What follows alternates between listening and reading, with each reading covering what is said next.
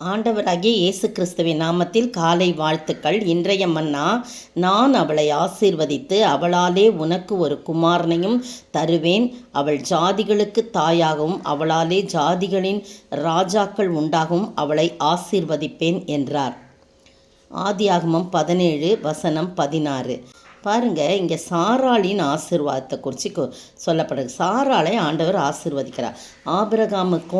ஆபிரகாமையும் பலுகி பெருகி பண்ணுவேன், அந்த இடத்துல ஆசீர்வாதம் வரல. ஆனால் 17ஆம் அதிகாரத்தில் ஆபிரகாமை ஆண்டவர் நீ உன்னை பலுகி பெருக பண்ணுவேன், திரளாய் பெருக பண்ணுவேன், உன் பேர் இனிமேல் ஆபிராம் எனப்படாமல் ஆபிரகாம் என்று எண்ணப்படும் அப்படின்னு சொல்லிட்டாரு.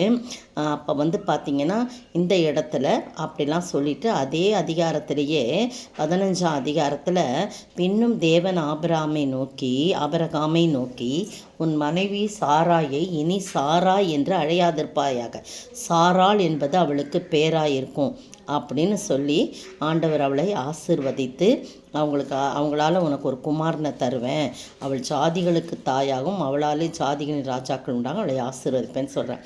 பாருங்கள், அப்போ ஆபிரகாம் முகம் குப்புற விழுந்து நகைத்து 100 வயதானவளுக்கு பிள்ளை பிறக்குமா, 90 வயதான சாராள் பிள்ளை பெறுவாளோ என்று தன் இருதயத்திலே சொல்லி கொண்டான்னு சொல்லி போடப்பட்டிருக்கு. இந்த அருமையான வேளையில் இல்லை தேவன் உன் மனைவியாகிய சாராள் நிச்சயமாய் உனக்கு ஒரு குமாரனை பெறுவாள், தேவதூதன் சொல்கிற மாதிரி இதில் இருக்குது.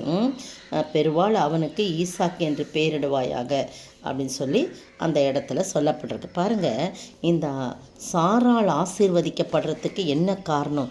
சாராயின்னு சொன்னால் என் ராணி அப்படின்னு அர்த்தமா. ஆனால் சாராள் என்று சொன்னால் உலகத்திற்கு ராணின்னு பார்த்தீங்களா, ஜாதிகளுக்கு ராணி அப்படின்னு போட்டப்பட்டிருக்கு. உலகத்திற்கு ராணி என்று சொல்லி அந்த அர்த்தம் எழுதப்பட்டிருக்குது. அப்போது அதுக்கு காரணம் என்ன அப்படின்னு சொல்லும்போது அவருடைய கீழ்ப்படிதலை குறித்து 1 பேதுரு 3:6 படிக்கலாம். 1 பேதுரு 3:6 என்ன எழுதப்பட்டிருக்குன்னா, 3:6 அந்தப்படியே சாராள் ஆபிரகாமை ஆண்டவன் என்று சொல்லி அவனுக்கு கீழ்ப்படிந்திருந்தாள். நீங்கள் நன்மை செய்து ஒரு ஆபத்துக்கும் பயப்படாதிருந்தீர்கள் என்றால் அவளுக்கு பிள்ளைகளாய் இருப்பீர்கள். பார்த்தீங்களா, அவள் புருஷனுக்கு கீழ்ப்படிந்து ஆண்டவன் என்று சொல்லி அவருக்கு கீழ்ப்படிந்திருந்தாள் என்று போடப்படும். அப்போ அவளுடைய கீழ்ப்படிதல் ஆண்டவருக்கு அவளுடைய கணவருக்கு மட்டும் இல்லை, அவள் ஆண்டவருக்கும் கீழ்ப்படிந்தாள். அவர் வார்த்தைகளுக்கு கீழ்ப்படிந்தாள். நீங்கள் நன்மை செய்து ஒரு ஆபத்துக்கும் பயப்படாதிருந்தீர்களானால் சாராளுக்கு நீங்கள் பிள்ளைகளாய் இருப்பீர்கள் என்று சொல்லப்பட்டிருக்கிறது. அடுத்தது ஒரு இடத்துல சொல்லப்பட்டிருக்கு, உங்களை பெற்ற சாராளை நினைத்து கொள்ளுங்கள் அப்படின்னு சொல்லி போடப்பட்டிருக்குது. இந்த இடத்துல பார்த்தீங்கன்னா அவளுடைய விசுவாசத்தை குறித்து எபிரேயர் பாருங்கள், எபிரேயருக்கு 11:11 வாசிக்கலாம். விசுவாசத்தினாலே சாராளும் வாக்குத்தத்தம் பண்ணினவர் உண்மையுள்ளவர் என்று எண்ணி. பார்த்தீங்களா, அப்போ ஆண்டவரை அவர் உண்மையுள்ளவர் என்று சொல்லி அவள் எண்ணி கர்ப்பம் தரிக்க பலனடைந்து வயது சென்றவளாய் இருந்தும் பிள்ளை பெற்றாள். ஆனபடியால் சரீரம் செத்தவளென்று எண்ணத்தகும் ஒருவனாலே வானத்துள்ள பெருக்கமான நட்சத்திரங்களைப் போலவும் கடற்கரையில் உள்ள எண்ணிறந்த மணலைப் போலவும் மிகுந்த ஜனங்கள் பிறந்தார்கள். எவ்வளோ அருமையான வாக்கு தத்தங்கள் பாருங்கள். அப்போது சாராள் ஆண்டவரை உண்மையுள்ளவர், வாக்கு தத்தத்தை நம்பி அவர் உண்மை உள்ளவர், கண்டிப்பாக வாக்கு மாறாதவர், அவர் சொன்னதான்னு சொல்லி விசுவாசித்தார். அவளுடைய விசுவாசத்தை குறித்து அதனால தான் அவள் கர்ப்பம் தரித்து பலனடைந்து வயது சென்றவளாயிருந்தும் பிள்ளை பெற்றால் போடப்பட்டிருக்கு. அவளுடைய கீழ்ப்படிதல்னாலையும் அவளுடைய விசுவாசத்தினாலையும் தான் ஆபிரகாம் சாராய் சாராயின்னு எண்ணப்படாமல் உலகத்திற்கே ராணி, ஜாதிகளுக்கு தாயாகவும் அவளாலே ஜாதிகளின் ராஜாக்கள் உண்டாகும் அவளை ஆசீர்வதிப்பேன் அப்படின்னு சொல்லி ஆண்டவர் ஆசீர்வதிக்கிறார். நீங்களும் நானும் ஆண்டவருடைய சமூகத்திலே நமக்கு கொடுக்கப்பட்ட குடும்பத்துக்கு நாம் உண்மையாய் காணப்பட வேண்டும். கர்த்தருடைய வாக்கு தத்தத்தை உண்மை என்று நம்பி விசுவாசிக்க வேண்டும்.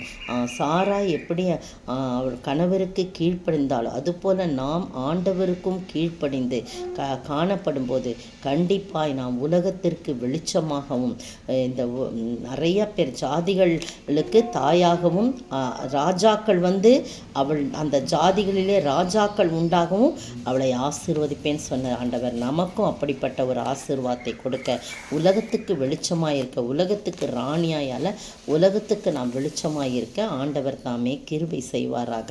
ஆமென். உலகத்தின் வெளிச்சம் நீ, எழுந்து ஒளி வீசு, மலை மேல் உள்ள பட்டணம், மலை மேல் உள்ள பட்டணம், நீ மறைவாயிருக்காதே. ஸ்தோத்திரிக்கிற ஆண்டவரே, துதிக்கிற ராஜா, இந்த சாராய் என்று எண்ணப்படாமல் சாராள் என்று சொல்லி ஜாதிகளுக்கும் தாயாகவும் உலகத்திற்கு ராணியாகவும் அவளை நீ மாற்றினீங்களே, பெயரை மாற்றினீங்களே, அதற்காய் கோடான கோடி ஸ்தோத்திரம் ஆண்டவரே. தகப்பனே, ஆபிராம் என்று எண்ணப்படாமல் ஆபிரகாம் என்று சொல்லி ஜாதிகளின் தகப்பனாய் மகனை மாற்றினது போல அவருடைய மனைவியும் நீங்கள் மாற்றினீங்க, அதற்காய் ஸ்தோத்திரம். அப்படியாய் நாங்கள் குடும்பமாய் உம்மாலே ஆசீர்வதிக்கப்பட எங்களை அர்ப்பணிக்கிறோம் ஆண்டவரே.